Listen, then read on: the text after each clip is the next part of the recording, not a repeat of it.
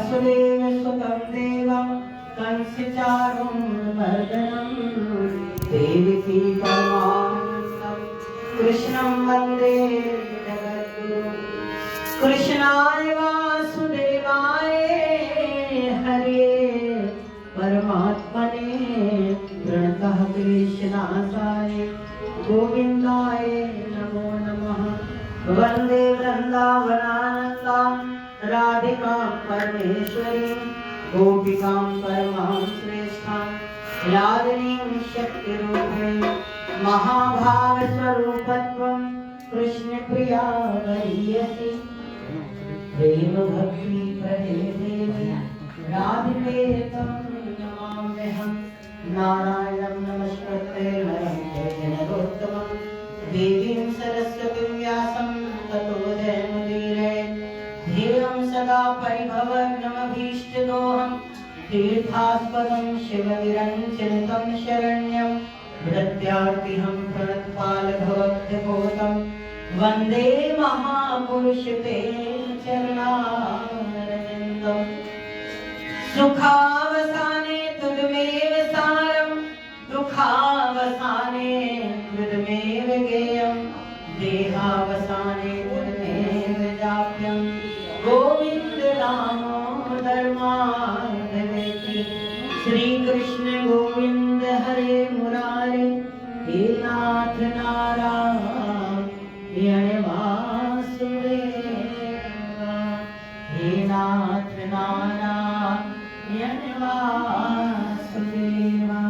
बोलिए सच्चिदानंद भगवान की जय। बांके बिहारी लाल की जय। सत्य सनातन वैदिक धर्म की जय। गंगा मैया की जय। सब संतों की जय। सब भक्तों की जय।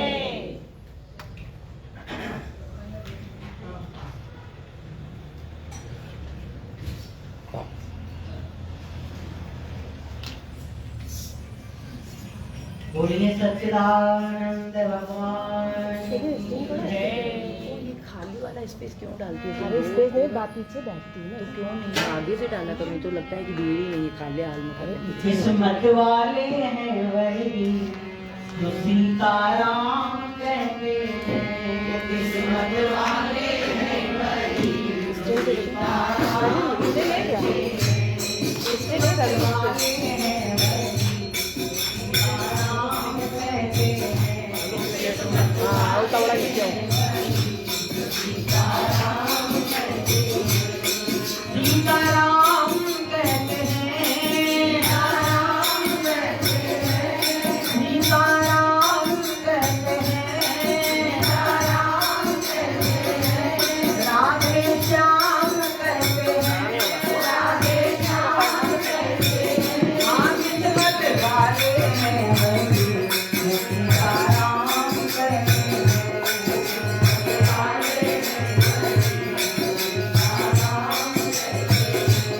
किस्मत वाले हैं वही जो राधे श्याम कहते हैं। किस्मत वाले हैं वही जो राधे श्याम कहते हैं। राधे श्याम कहते हैं। राधे श्याम कहते हैं। सीताराम कहते हैं। सीताराम कहते हैं। किस्मत वाले हैं वही जो सीताराम कहते हैं। किस्मत वाले हैं वही जो सीताराम कहते हैं। किस्मत वाले हैं वही जो सीताराम कहते हैं। किस्मत वाले हैं वही जो सीताराम कहते हैं। नाम की गंगा है सुखदाई। नाम की गंगा है सुखदाई। नाम की गंगा है सुखदाई। नाम की गंगा है सुखदाई। कलयुग में यही होत सहाई। कलयुग में यही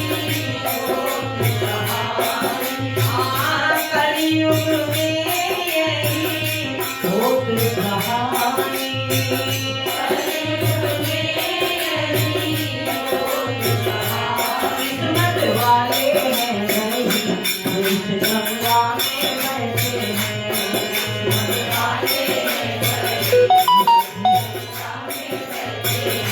नाम गंगा में बहते हैं, नाम गंगा में बहते हैं। सीता राम कहते हैं, सीता राम कहते हैं। राधे श्याम कहते हैं, राधे श्याम कहते हैं। किस्मत वाले हैं वही जो सीता राम कहते हैं। किस्मत वाले हैं वही जो सीता राम कहते हैं। हाँ तुमने कोठिन महल बनाए, तुमने कोठिन महल बनाए। हाँ तुमने सुंदर महल बनाए, तुमने सुंदर महल बनाए। हाँ सब रह जाए सजे सजाए, सब रह जाए सजे सजाए। किस्मत वाले हैं वही हरि चरणों में रहते हैं। किस्मत वाले हैं वही जो हरि चरणों में रहते हैं। हरि चरणों में रहते हैं, प्रभु चरणों में रहते हैं, प्रभु चरणों में रहते हैं। सीता राम कहते हैं, सीता राम कहते हैं। किस्मत वाले हैं वही जो सीता राम कहते हैं। किस्मत वाले हैं वही जो सीता राम कहते हैं। हाँ प्रभु के संग जो हुए दीवाने, प्रभु के संग जो हुए दीवाने। हाँ गुरु के संग जो हुए दीवाने, गुरु के संग जो हुए दीवाने। अरे दुनिया उनको मारे ताने, दुनिया उनको मारे ताने। किस्मत वाले हैं वही जो इन तानों को सहते हैं। किस्मत वाले हैं वही जो इन तानों को सहते हैं। जो इन तानों को सहते हैं, इन तानों को सहते हैं। सीता राम कहते हैं, सीता राम कहते हैं। राधे श्याम कहते हैं, राधे श्याम कहते हैं। ईश्वर प्रेम कहते हैं, ईश्वर प्रेम कहते हैं। ईश्वर प्रेम कहते हैं, ईश्वर प्रेम कहते हैं। सीता राम कहते हैं, सीता राम कहते हैं। राधे श्याम कहते हैं, राधे श्याम कहते हैं। भोलेनाथ कहते हैं, भोलेनाथ कहते हैं। भोलेनाथ कहते हैं, भोलेनाथ कहते हैं। सीता राम कहते हैं, सीता राम कहते हैं। किस्मत वाले हैं वही जो सीता राम कहते हैं। किस्मत वाले हैं वही जो सीता राम कहते हैं। नसीबा वाले हैं वही जो सीता राम कहते हैं। नसीबा वाले हैं वही जो सीता राम कहते हैं। भागा वाले हैं वही जो सीता राम कहते हैं। भागा वाले हैं वही जो सीता राम कहते हैं। बोलिए सच्चिदानंद भगवान की जय। बांके बिहारी लाल की जय। राधे सरकार की जय। श्रद्धेय उपस्थित सज्जन वृंद, हमारी माताओं तथा बहनों,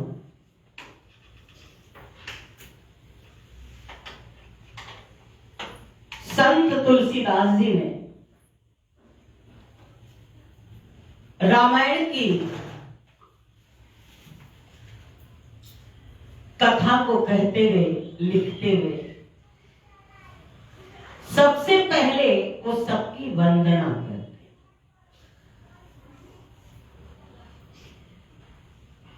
कल आपने सुना अक्षरों की वंदना, अर्थों की वंदना, छंदों की वंदना एवं गणेश जी की वंदना, सरस्वती जी की वंदना, भगवान भोलेनाथ, माता पार्वती जो श्रद्धा और विश्वास का रूप, उनकी वंदना, सतगुरु के श्री चरणों की वंदना करते हुए आगे बढ़ते हैं कि सीताराम गुणग्राम पुण्यारण्य विहारिणो वंदे विशुद्ध विज्ञानम कवीश्वरे कपीश्वर। माता सीता के श्री चरणों की वंदना, जो कि इस संसार की उद्भव मतलब उत्पन्न करने वाली, स्थिति इसको धारण करने वाली और महाप्रलय की ओर भयंकर रूप को धारण करने वाली उद्भव सीताराम गुणग्राम अरे पुण्यारण्य विहारिणो वंदे विशुद्ध विज्ञानम कवीश्वरे कपीश्वर।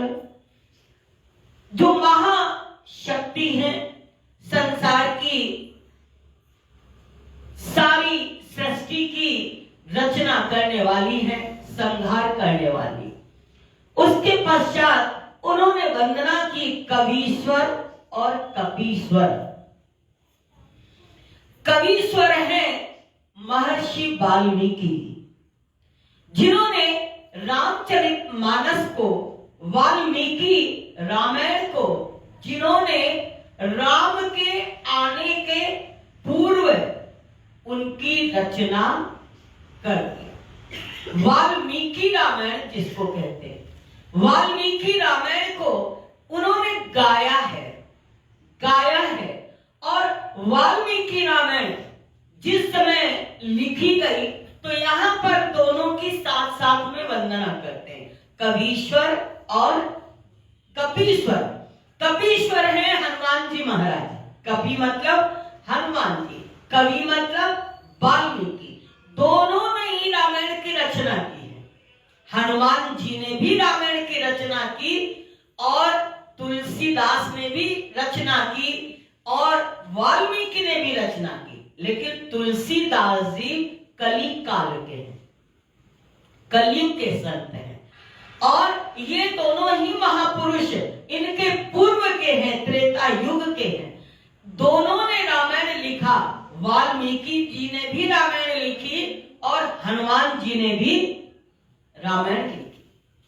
हनुमान जी ने जब रामायण लिखी तो अपने नखों के द्वारा, इन्हें जो है नाखूनों के द्वारा और पत्थर पर उन्होंने बड़ी सुंदर लिपि में उन्होंने रामायण की कथा को लिखा है, राम की जीवन को उन्होंने लिखा है।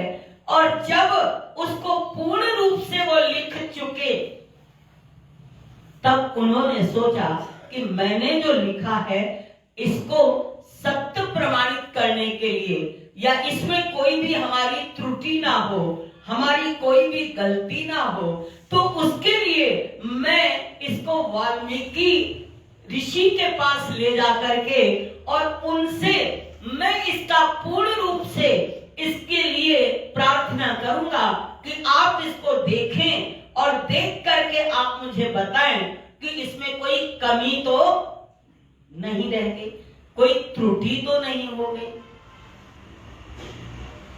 इस विचारधारा को लेकर के हनुमान जी अपनी, जिसका नाम था उस रामायण का हनुमान तारक, हनुमान तारक उसका नाम था।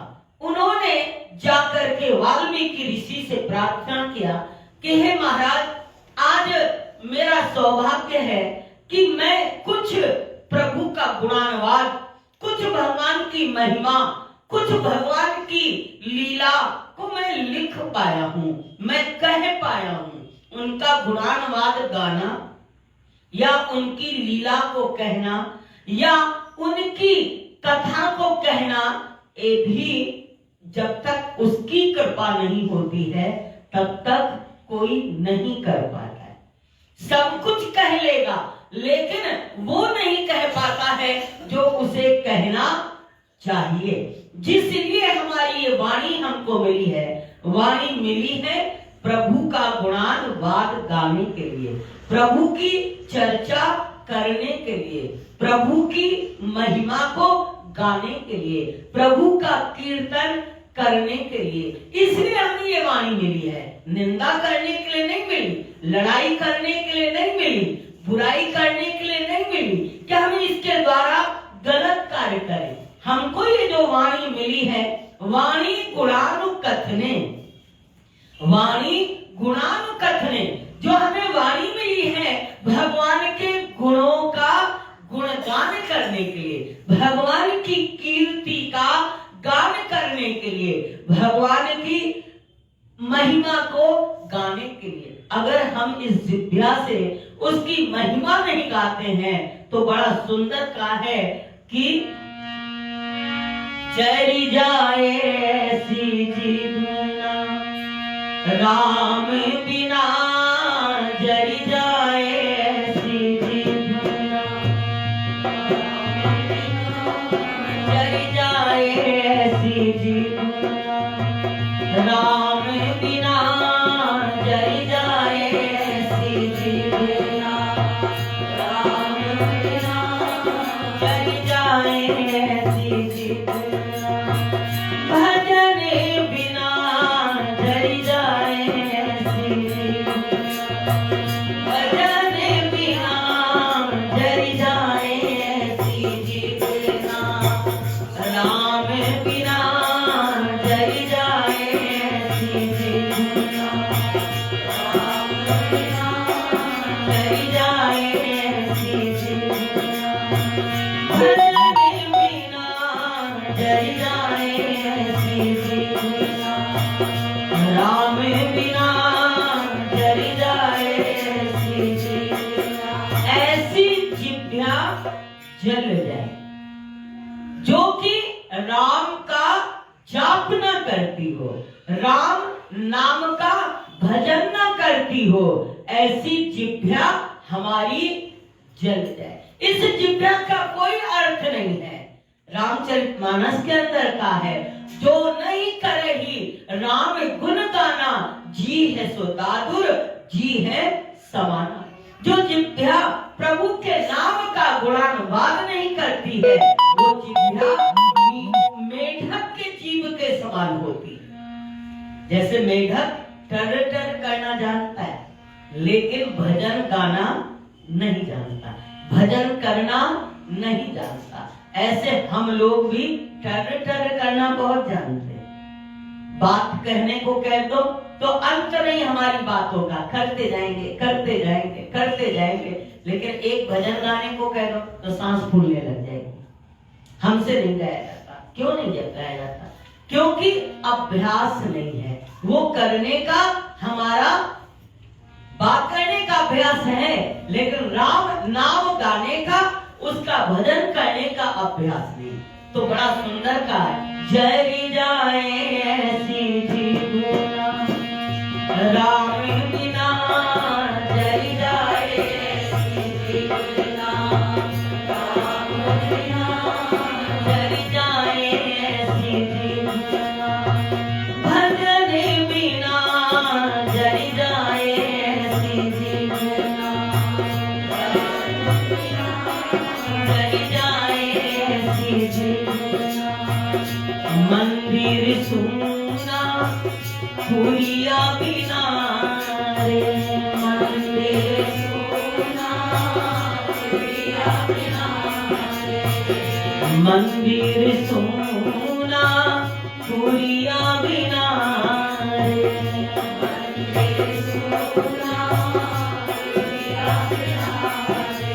मंदिर बहुत सुंदर बनाओ, पुरिया कहते हैं मूर्ति को। मंदिर बहुत सुंदर हो, लेकिन अगर उसमें कोई मूर्ति ना हो, कोई प्रतिमा ना हो, तो क्या वो मंदिर अच्छा लगेगा? नहीं अच्छा लगेगा। मंदिर सुना पुरिया बिना रे। मंदिर सुना पुरिया बिना रे। पुरिया सुनी फूल बिना।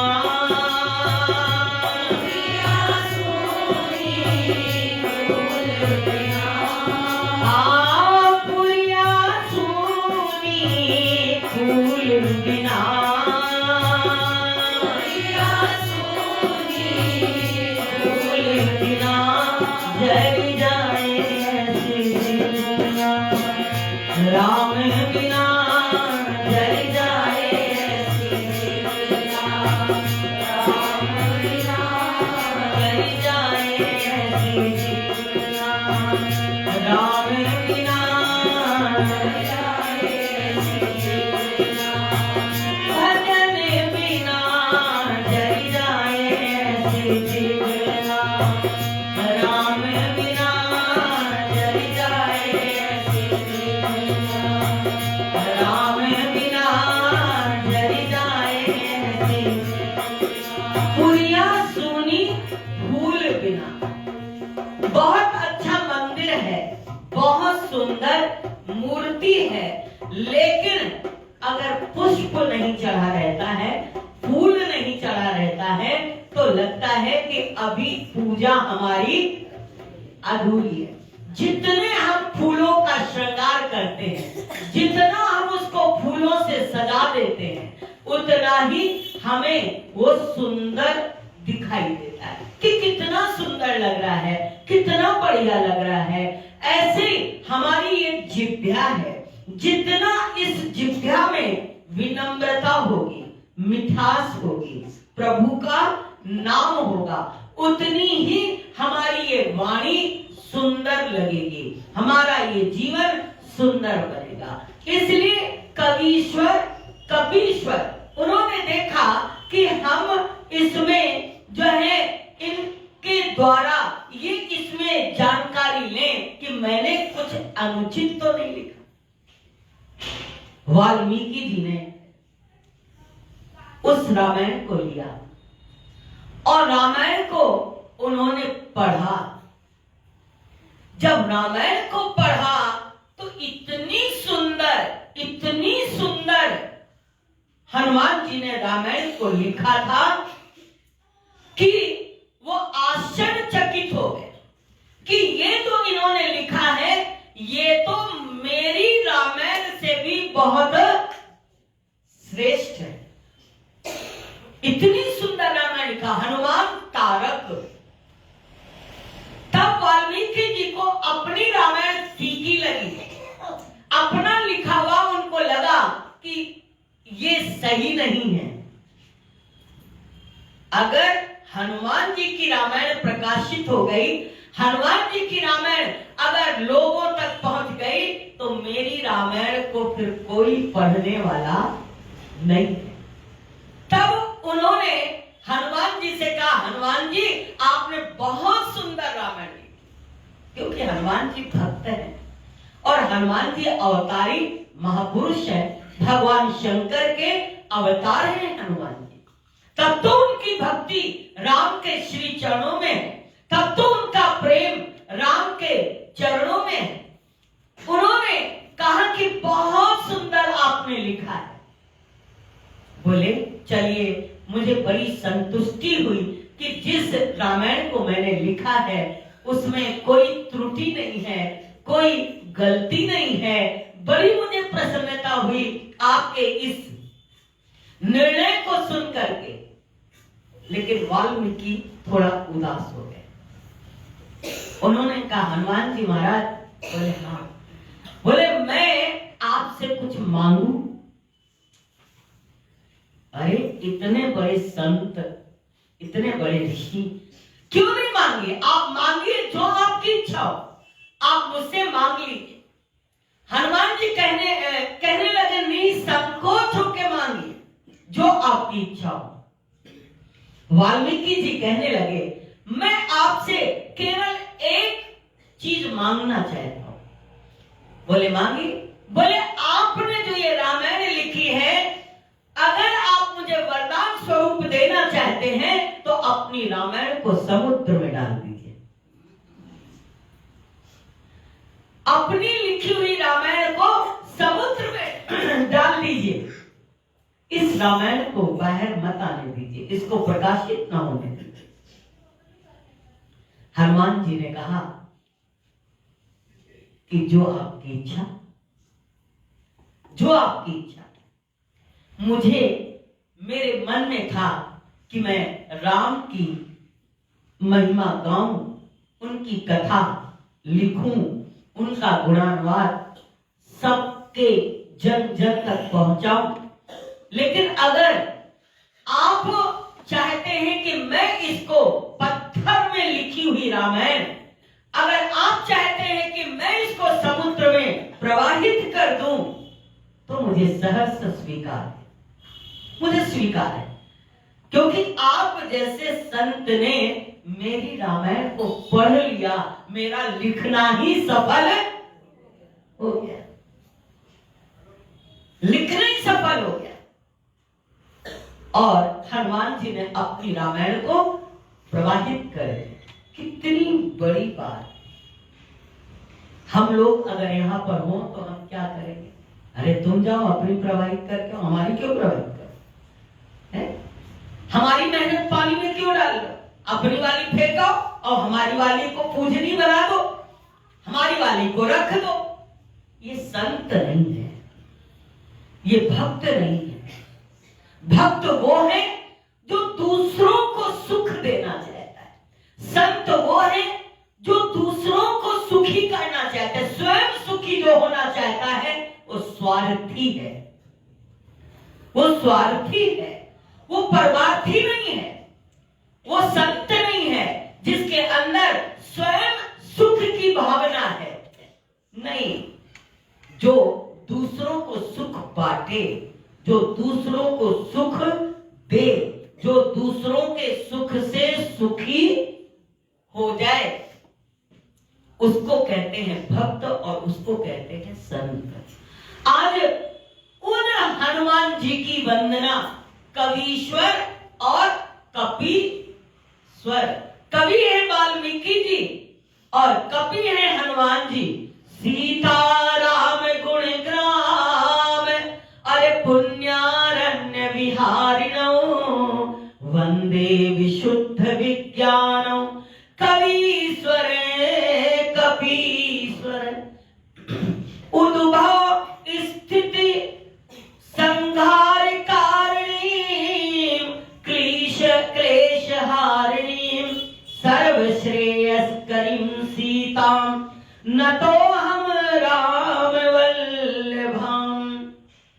पुनः शक्ति स्वरूपा जगत जननी माता सीता को प्रणाम करते हैं, जो राम को अति ही प्यारी हैं और उद्भव स्थिति और संहार जिनकी शक्ति से होता है। ऐसी जगत जननी शक्ति स्वरूपा मां जगदम्बे को हम सभी प्रणाम करते हैं।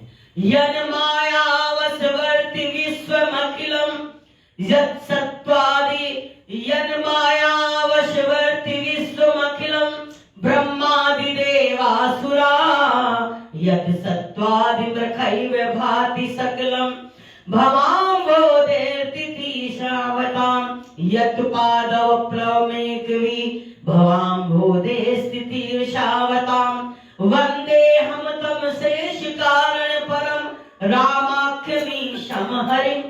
इसके बाद बड़ा सुंदर कहते हैं कि यन माया वशवर्ती विश्वमखिलम ब्रह्मादि देवासुरा, जिनकी माया के वशीभूत होकर के जीव निरंतर देवी देवता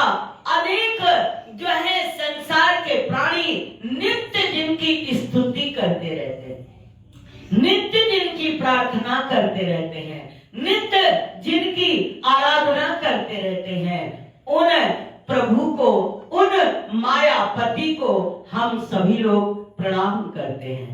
फिर कहते हैं नाना पुराण निगमागम सम्मतम्य रामायणे निगदितम क्वचिदन्यतोपि स्वान्ता सुखाय तुलसी रघुनाथ गाथा भाषा निबंध मति मंजुल मातनोति।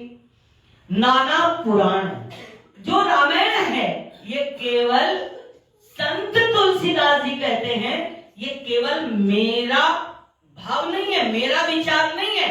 इसके अंदर 18 पुराण, 4 वेद। 18 पुराण के नाम किसको किसको मालूम है? पुराण कितने हैं? 18। वेद कितने हैं? 4। उपनिषद कितने हैं?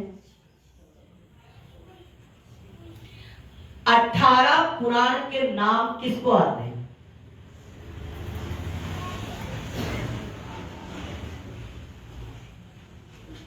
किसी को नहीं आता। कहा गया है हमारे हिंदू संस्कृति के अंदर, धर्म के अंदर, अगर आप 18 पुराण, पहली बात तो आप अपने घर में अवश्य रखें। नहीं 18 रख सकते हैं तो भागवत पुराण अवश्य रखें। और साथ ही साथ आप जो है अगर 18 पुराण जिंदगी में नहीं पढ़ सकते हैं तो कम से कम 18 पुराण के नामों का रोज पाठ कर लीजिए। अब हम आपको 18 पुराण बताते हैं कि कौन कौन से हैं।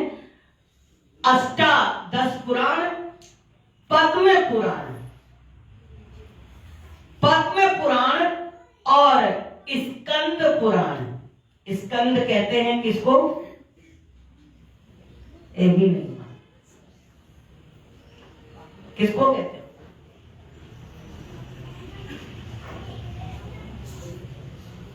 कार्तिकेय को कहते हैं।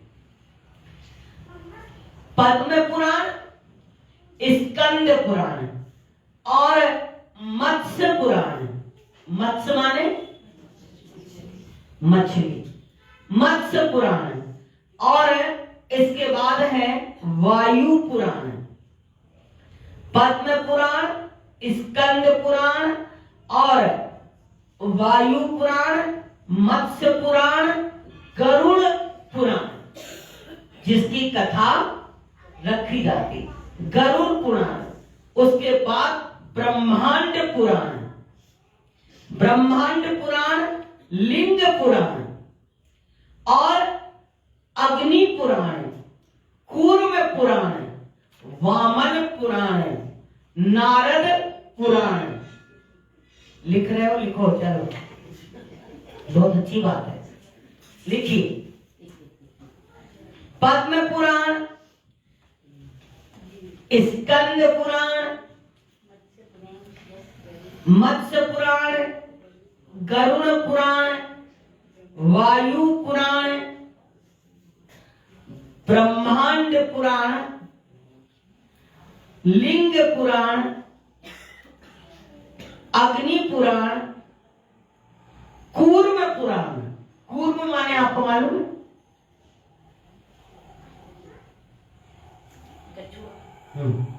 कूर्म माने कछुआ। कच्छप अवतार भी भगवान का हुआ है, मत्स्य अवतार भी भगवान का हुआ है। ये सारे भगवान के अवतार भी हैं, ये सारे देवता भी हैं। अग्नि भी देवता है, वायु भी देवता है? मत्स्य का भी अवतार है। झूलेलाल साईं किसमें पैदा हुए थे? मत्स्य में, है? मछली के सिंहासन पर बैठे थे। तो ये जितनी है बड़े पवित्र चीजें, कूर्म पुराण और इसके बाद वामन पुराण। भगवान का कौन सा अवतार हुआ था राजा बलि? क्या वामन अवतार। तो ये है वामन पुराण। फिर है नारद पुराण, विष्णु पुराण और साथ ही भविष्य पुराण। भविष्य पुराण, मार्कंडेय पुराण, वाराह पुराण, ब्रह्म वैवर्त पुराण, ब्रह्म वैवर्त पुराण, श्रीमद् भागवत महापुराण, श्रीमद् भागवत महापुराण और शिव पुराण। ये हमारे 18 पुराण हैं, हमारे हिंदू धर्म के ये सारे शास्त्र हैं, ग्रंथ हैं। उसके पश्चात 4 वेद हैं।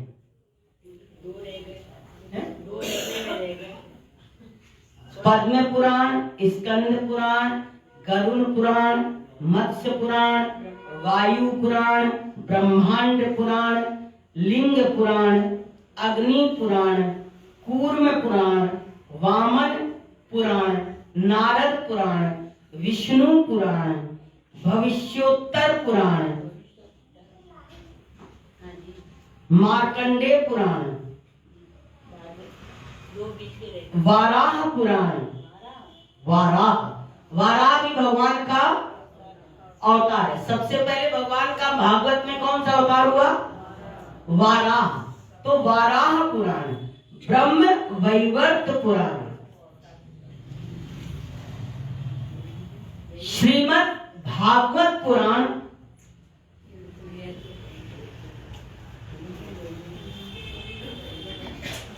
शिव पुराण।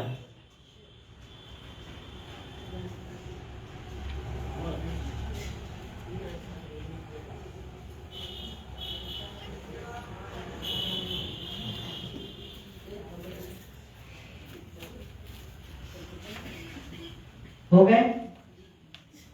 कितने पुराण हुए? 18। याद कर लेना। कौन कौन याद करेगा? जरूर याद करिए। आप मुसलमान नहीं हो, आप कौन हो? हिंदू। आपको मालूम तो होना चाहिए कि हमारे कितने ग्रंथ हैं। 18 पुराण हैं, 4 वेद हैं। वेद के नाम किसको मालूम है?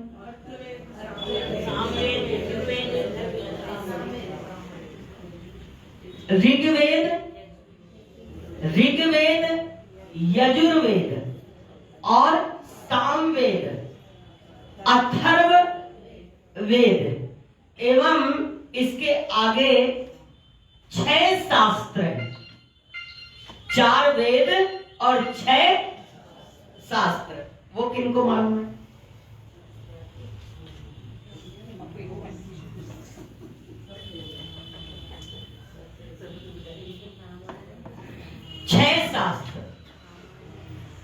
ध्यान दीजिए। मीमांसा शास्त्र, मीमांसा शास्त्र, न्याय शास्त्र, वैशेषिक शास्त्र, योग शास्त्र, सांख्य शास्त्र, वेदांत शास्त्र। जैसे आप सुनते हो भाई ये तो वेदांत का सत्संग होता है। वेदांत भी शास्त्र है। सांख्य योग का उपदेश श्रीमद् भागवत में किसने किया?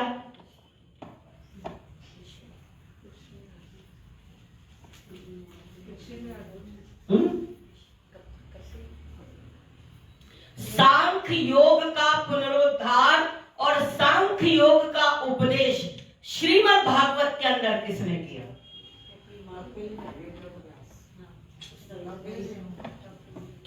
कपिल भगवान ने। कपिल जी ने जब अपनी माता देवहूति को ज्ञान दिया है तो उन्होंने सांख्य शास्त्र का ही ज्ञान दिया है।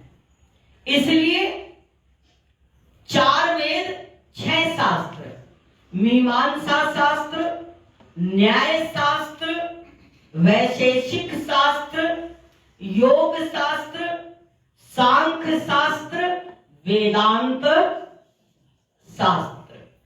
वेदांत सबसे आखिरी है। 4 वेद के बाद है वेदांत, आखिरी है। और वेदांत के बाद हमारे पुराणों की रचना की गई, महाभारत की रचना की गई। इतने शास्त्रों के बाद महाभारत की रचना, और महाभारत रचना के बाद फिर अनेक पुराणों की रचना, मतलब श्रीमद् भागवत की रचना। जिस कथा को आप श्रीमद् भागवत में सुनते हैं कि वेद व्यास जी का असंतोष, वेद व्यास जी का असंतोष, तब वेद व्यास जी को नारद जी ने क्या कहा था?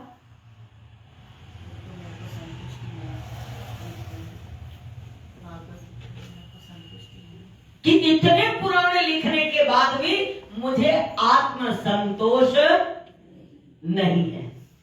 मैंने पहले वेद एक था जो प्रभु के मुखार बिंद से निकला, वेद केवल एक था। उसके बाद उन एक वेद से 4 वेद किए गए, और वो 4 वेद बनाने वाला कौन था?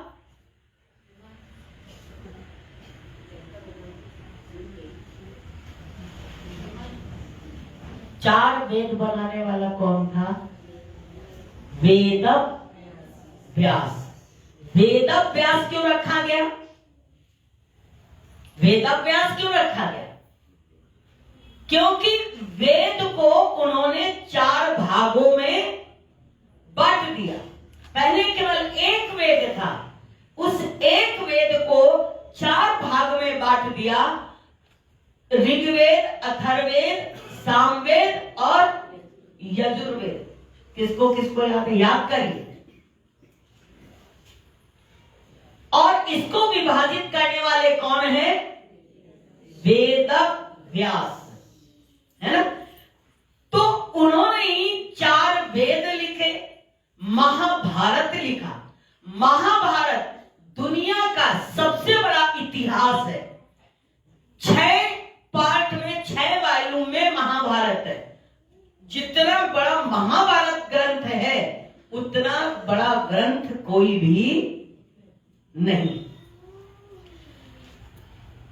इसके पश्चात उन्होंने पुराण लिखे वेद व्यास जी ने, और उसके पश्चात उन्होंने जो है, जब भागवत का नंबर आया है, इतना सब लिखने के बाद भी उनके मन में असंतोष बना रहा, उनके मन में अशांति बनी रही।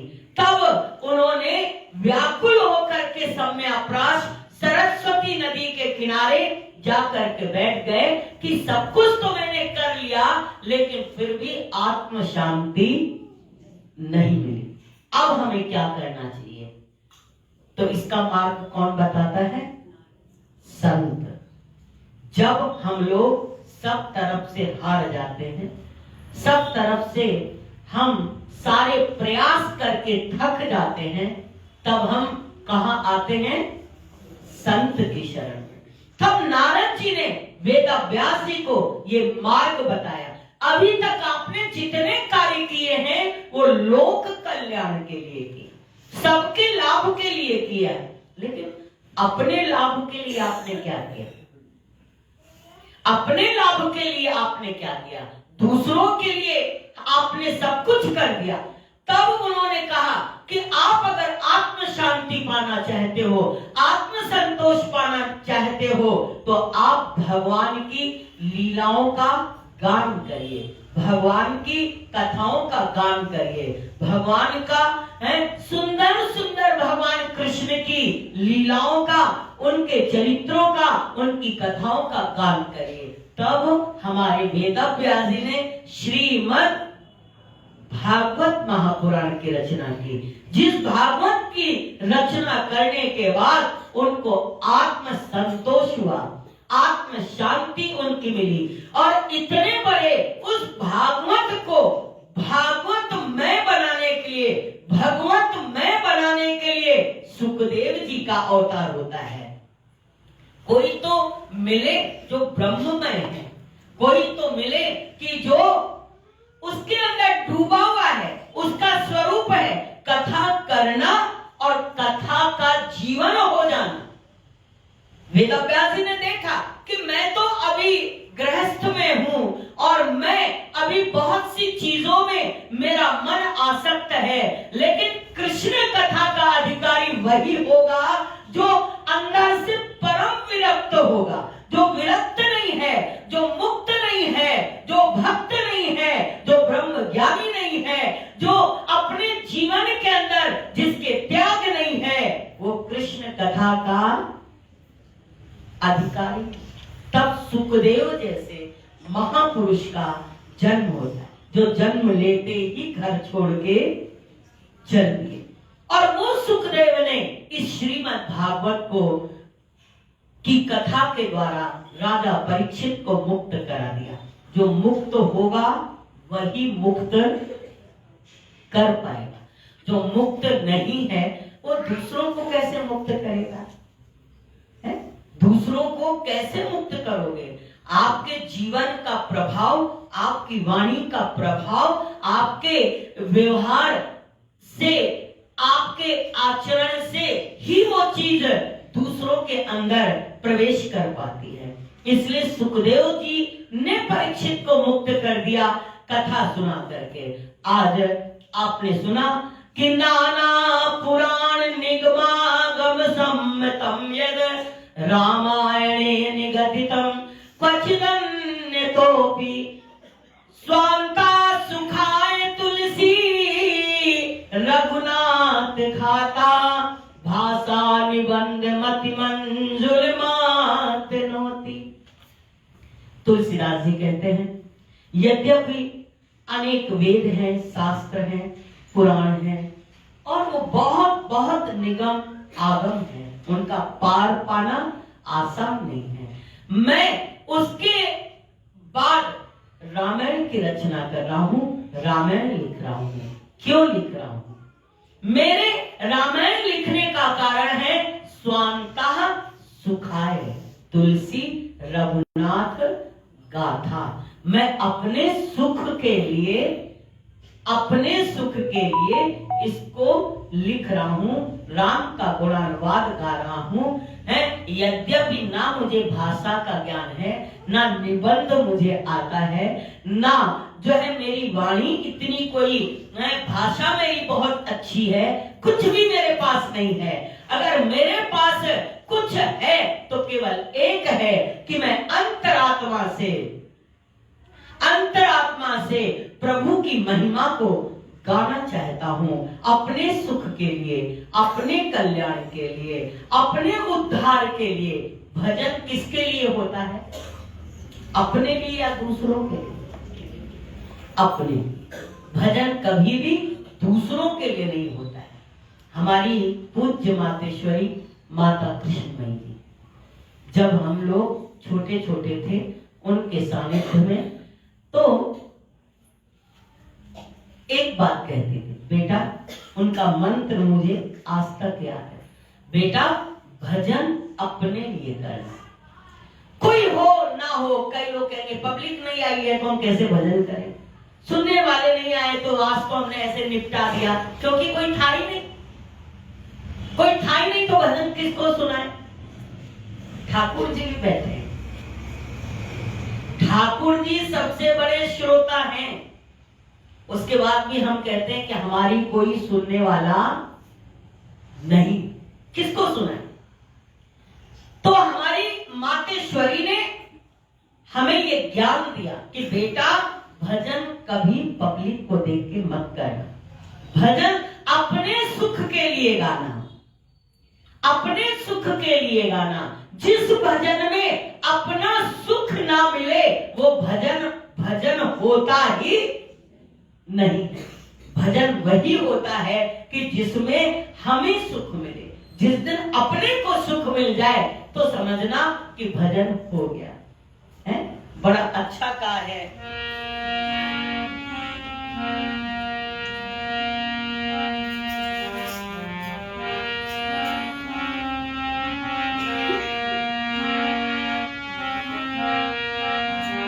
आदत बुरी सुधार ले बस हो गया भजन, आदत बुरी सुधार ले बस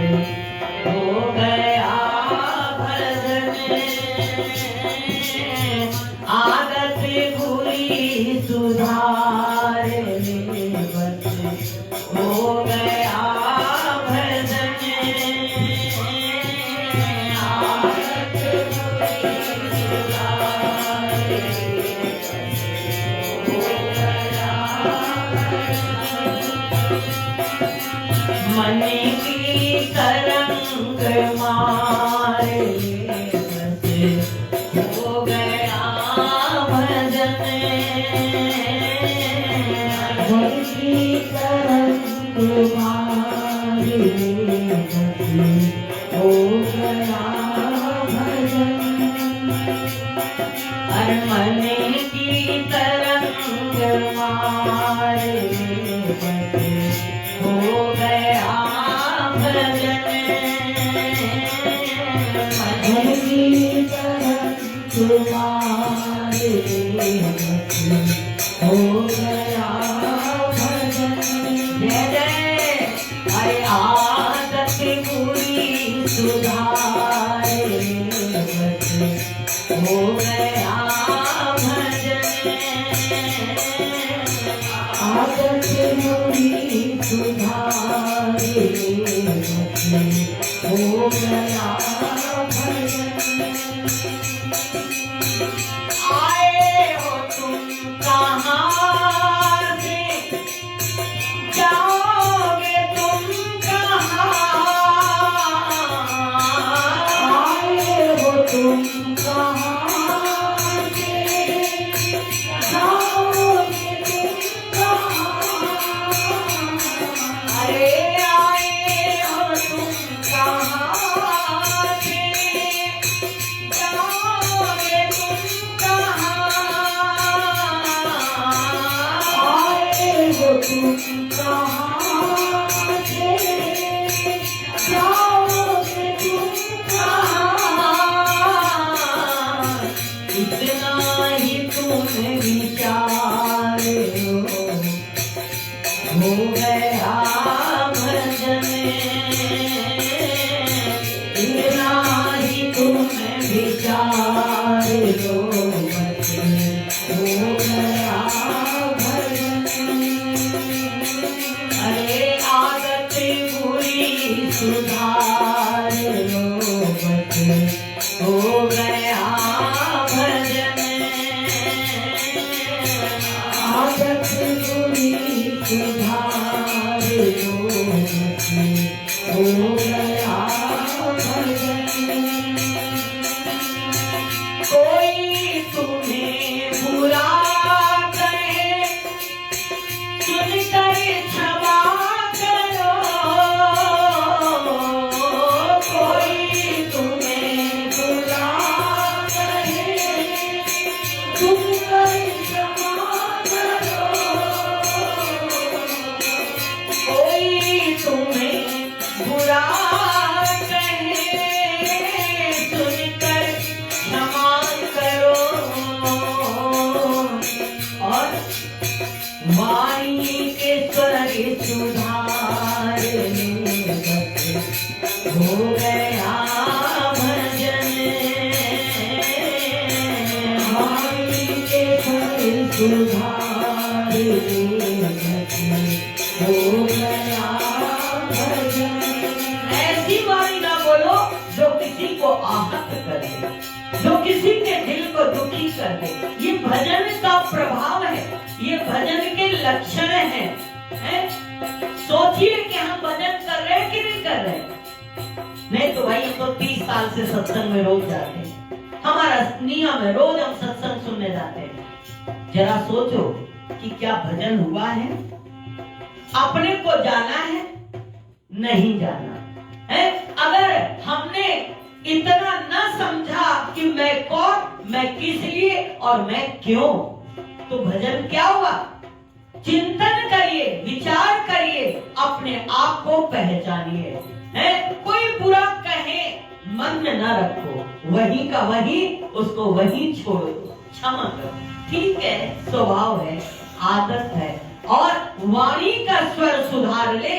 बस हो गया राम तो बहुत मीठा है राम तो बहुत मीठा है लेकिन क्या काम भी उतना मीठा है हम लोग पहले देखें कि हमारी वाणी में मिठास आई कि नहीं आई अगर मिठास आई नम्रता आई प्यार आया तो हमारा भजन हुआ नहीं तो भजन नहीं हुआ वाणी के स्वर सुधार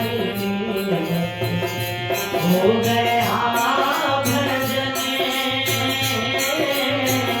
स्वामी के पर सुधार बस हो गया भजन। नेकी सभी के साथ में बन जाए तो करो,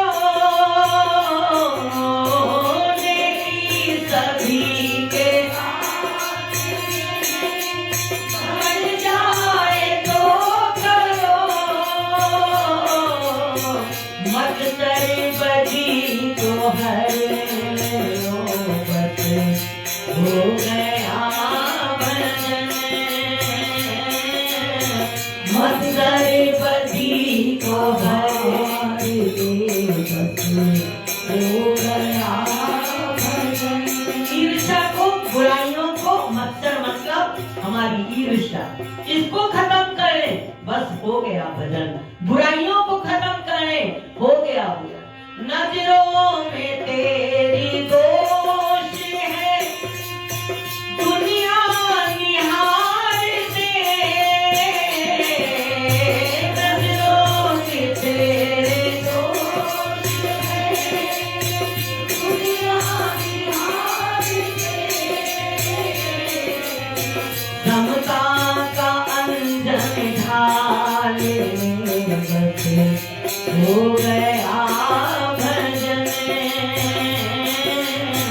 समता का अंजन डाल बस हो गया भजन। अपनी दृष्टि को दोष में न बनाओ।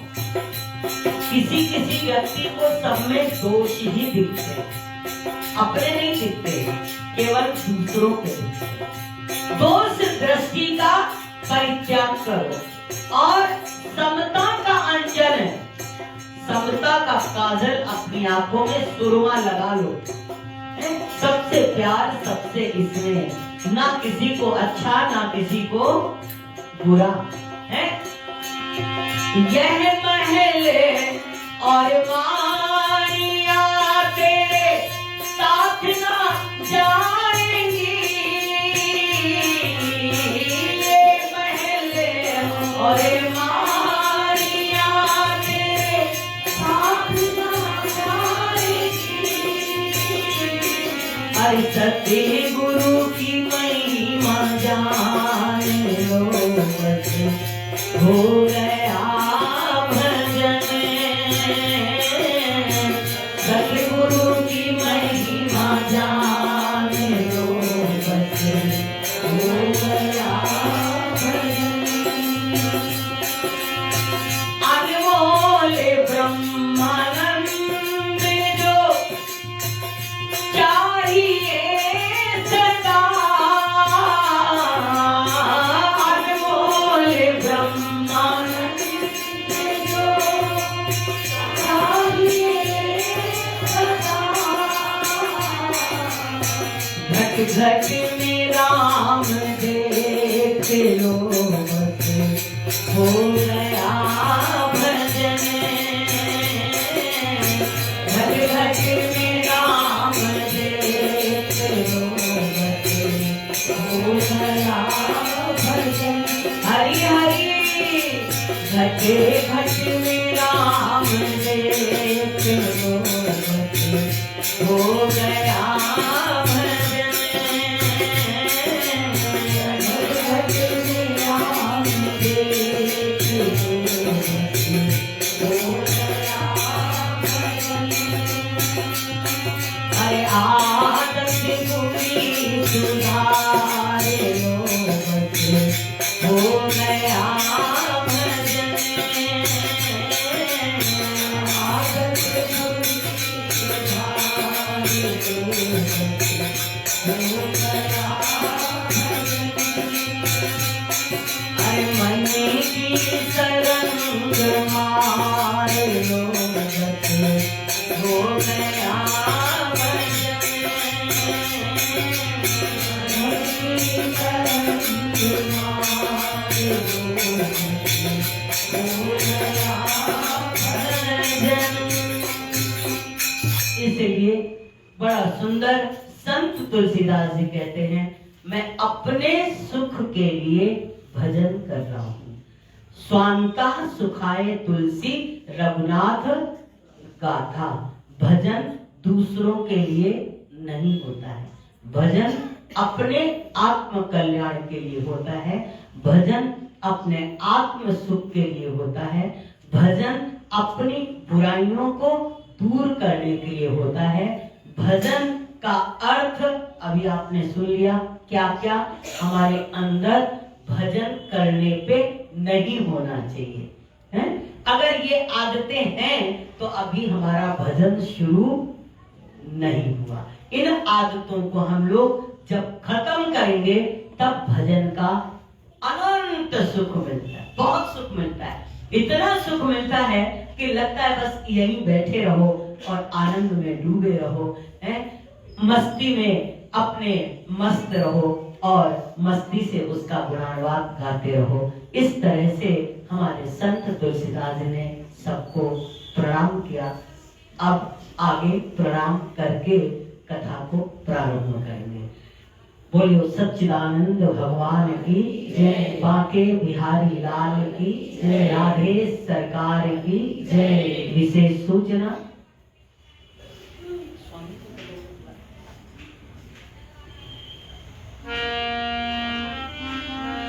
मन तो चवे रोज वठा मौज मजंदी, मन तो चवे रोज वठा मौज मजंदी, पर खबर के तुझे रख कमंदी। मन तो चवे रोज वठा मौज मजंदी, पर खबर के तुझे रख कमंदी। मन तो चवे रोज वठा मौज मजंदी, मन तो चवे रोज वठा मौज मजंदी, पर खबर के तुझे रख कमंदी। खबर के तुझे रख कमंदी। मन जी मर दिया है अरे शिव रामा, मन जी मर दिया है अरे शिव रामा, मन जी मर दिया है अरे शिव रामा, मन जी मर दिया है अरे शिव रामा। अरे बिने कमाई नंगलो शिव रामा, बिने कमाई नंगलो शिव रामा। अरे जीव के दो आके